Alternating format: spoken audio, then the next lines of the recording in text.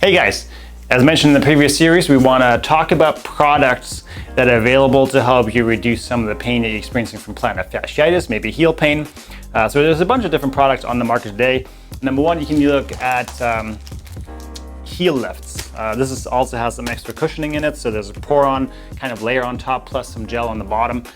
This will help to reduce some of the impact when you first step down on the ground, and that's going to help reduce some of the strain on the plantar fascia as a result, but it's also going to elevate your heel a little bit, which can make a difference because it reduces the tightness on the calf muscle, and as a result it's going to reduce some of that tension on the plantar fascia. So just by adding a heel lift into your shoes, sometimes that can be beneficial in reducing some of the discomfort.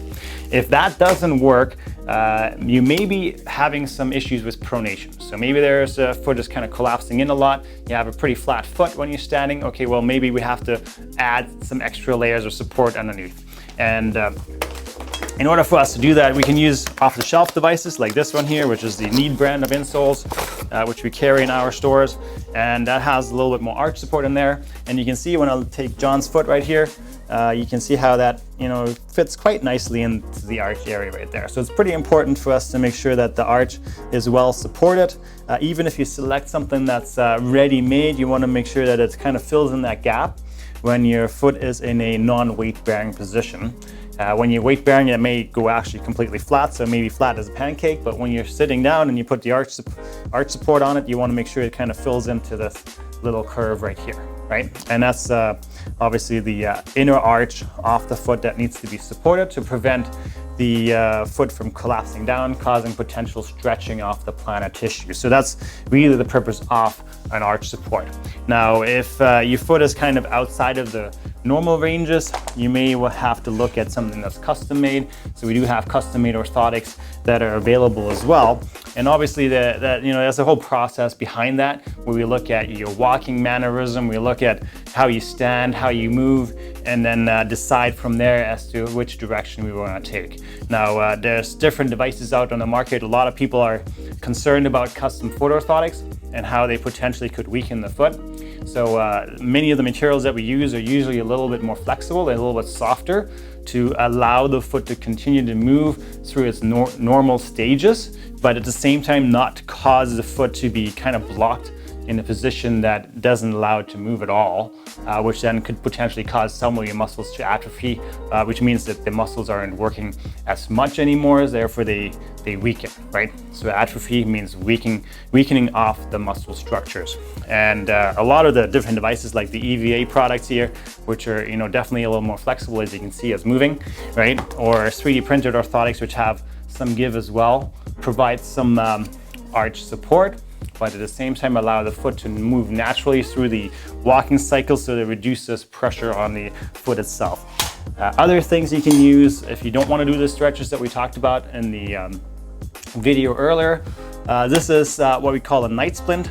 You can see it pulls the toes up a little bit, so it curls them up for you, so when you're sleeping at night, it does that for you. You don't have to do a lot of the ankle rotations and stretches in the morning, so that's one way to go about that. Or if you're walking a lot, you can look at rocker sole shoes. So the purpose of a rocker sole shoe is to have a little bevel at the front, and that bevel prevents your toes from having to flex too much. So instead of you having to flex your toes as you're walking, the purpose of the rocker sole shoe is to just kind of guide that foot forward.